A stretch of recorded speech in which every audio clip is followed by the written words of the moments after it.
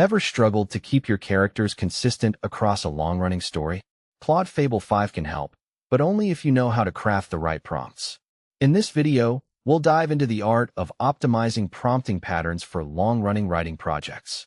From best practices to common mistakes, we'll cover it all. By the end of this video, you'll be able to create prompts that bring your characters to life and keep your story on track.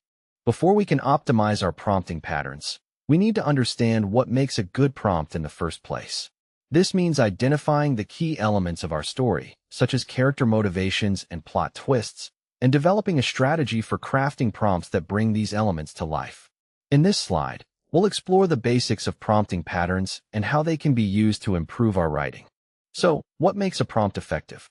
It all comes down to using specific language and including relevant context. By doing so, we can help Claude Fable 5 understand what we're trying to achieve and provide more accurate and helpful responses. In this slide, we'll take a closer look at how to craft prompts that get the job done. One of the most common mistakes writers make when using Claude Fable 5 is forgetting to provide context or using vague language in their prompts. This can lead to responses that are off-topic or don't quite fit the story. In this slide, we'll explore how to avoid this mistake and get the most out of Claude Fable 5. Now that we've covered the basics of crafting effective prompts, it's time to take our skills to the next level.